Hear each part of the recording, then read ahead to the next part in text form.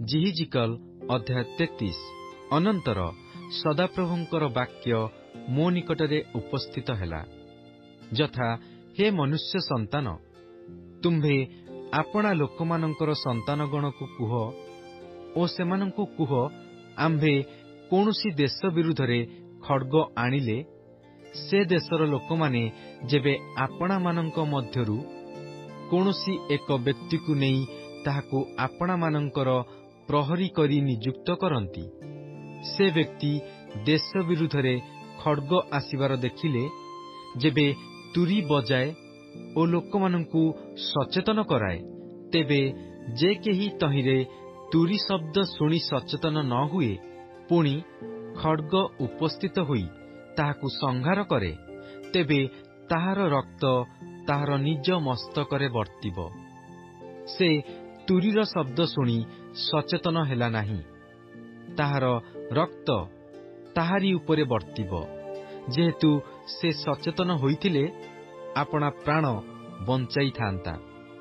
ମାତ୍ର ସେ ପ୍ରହରୀ ଯେବେ ଖଡ୍ଗ ଆସିବାର ଦେଖି ତୁରୀ ନ ବଜାଏ, ପୁଣି ଲୋକମାନେ ସଚେତନ ନ ହୁଅନ୍ତି, ଆଉ ଖଡ୍ଗ ଆସି ସେମାନଙ୍କ ମଧ୍ୟରୁ କୌଣସି ଲୋକକୁ ସଂହାର କରେ, ତେବେ ସେ ନିଜ ଅଧର୍ମରେ ସଂହାରିତ ହେଲା।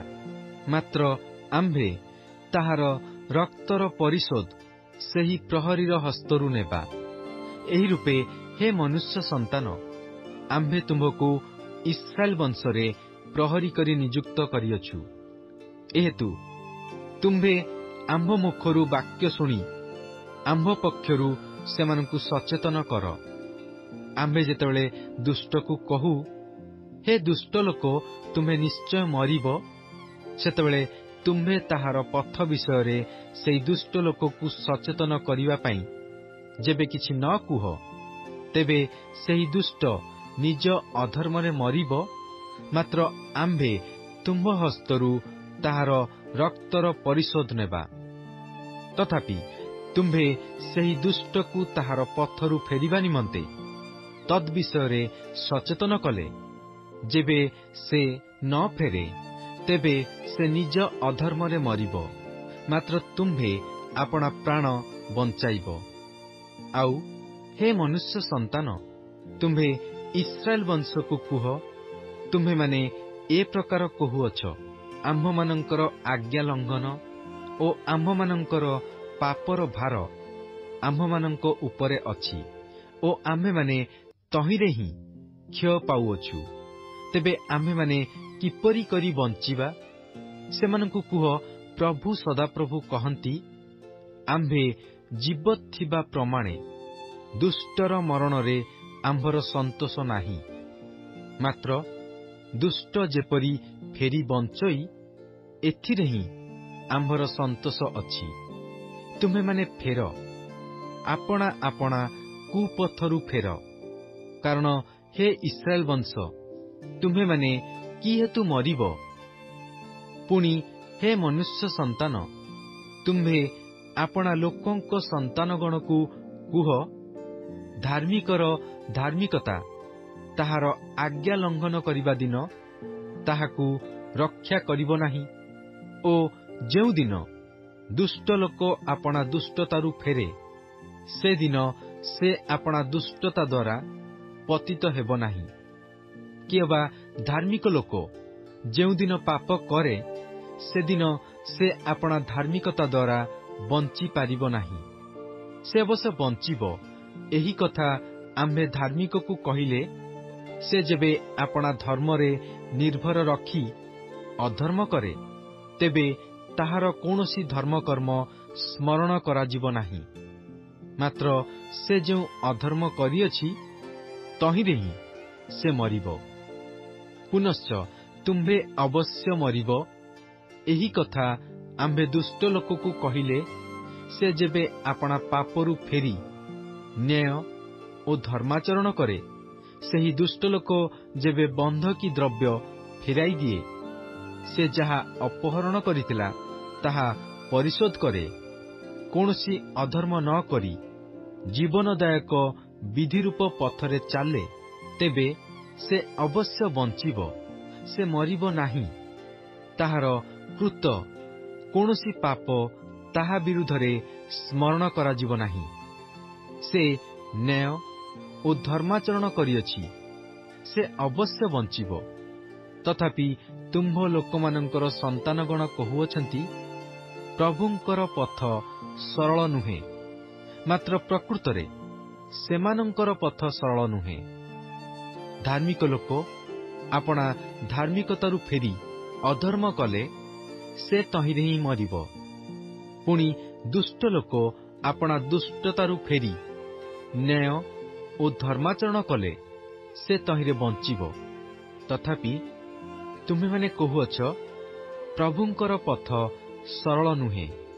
ହେ ଇସ୍ରାଏଲ ବଂଶ, ଆମ୍ଭେ ତୁମ୍ଭମାନଙ୍କର ପ୍ରତ୍ୟେକ ଲୋକକୁ ତାହାର ଆଚାର ବ୍ୟବହାର ଅନୁସାରେ ବିଚାର କରିବା। ଅନନ୍ତର ଆମ୍ଭମାନଙ୍କ ନିର୍ବାସନର 12 ବର୍ଷର 10ମ ମାସର 5ମ ଦିନରେ ଜିରୁସାଲମରୁ ପଳାତକ ଏକ ଜଣ ମୋ ନିକଟକୁ ଆସି କହିଲା, ନଗର ପରାଜିତ ହୋଇଅଛି।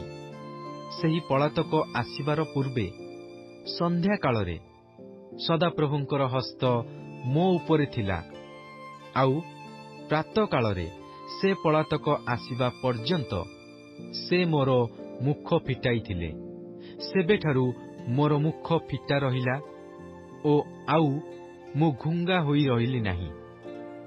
ଏଉତାରେ ସଦାପ୍ରଭୁଙ୍କର ବାକ୍ୟ ମୋ ନିକଟରେ ଉପସ୍ଥିତ ହେଲା, ଯଥା, ହେ ମନୁଷ୍ୟ ସନ୍ତାନ, ଯେଉଁମାନେ ଇସ୍ରାଏଲ ଦେଶର ସେହି ସକଳ ଉଚ୍ଚନ ସ୍ଥାନରେ ବାସ କରନ୍ତି, ସେମାନେ କହୁଅଛନ୍ତି, ଅବ୍ରାହମ ଏକମାତ୍ର ଥିଲେ, ଆଉ ସେ ଦେଶ ଅଧିକାର କଲେ।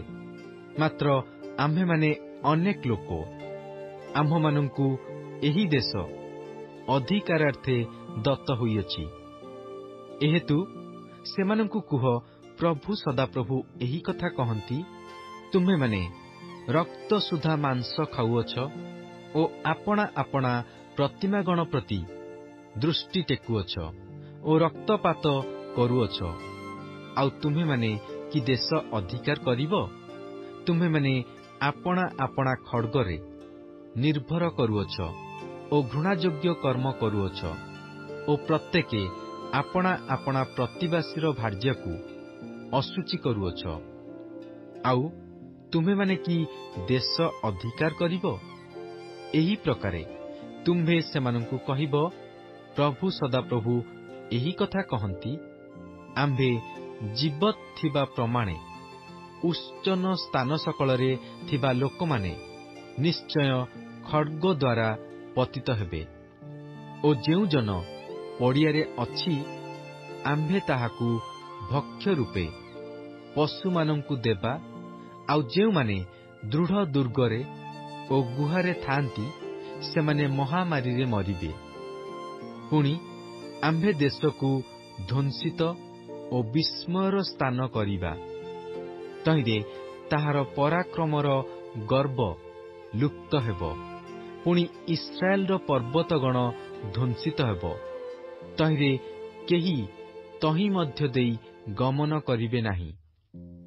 ଆମ୍ଭେ ସେମାନଙ୍କର କୃତ ସକଳ ଘୃଣାଯୋଗ୍ୟ କ୍ରିୟା ସକାଶୁ ଯେତେବେଳେ ଦେଶକୁ ଧ୍ୱଂସିତ ଓ ବିସ୍ମୟର ସ୍ଥାନ କରିବା, ସେତେବେଳେ ଆମ୍ଭେ ଯେ ସଦାପ୍ରଭୁ ଅଟୁ, ଏହା ସେମାନେ ଜାଣିବେ।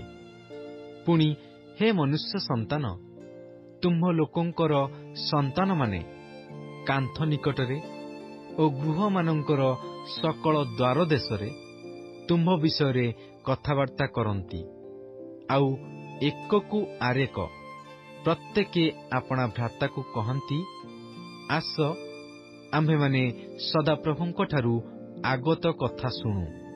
ପୁଣି ସେମାନେ ଲୋକମାନଙ୍କ ପରି ତୁମ୍ଭ ନିକଟକୁ ଆସନ୍ତି ଓ ଆମ୍ଭ ଲୋକଙ୍କ ପରି ତୁମ୍ଭ ସମ୍ମୁଖରେ ବସନ୍ତି ଓ ତୁମ୍ଭ କଥା ଶୁଣନ୍ତି, ମାତ୍ର ତାହା ପାଳନ କରନ୍ତି ନାହିଁ।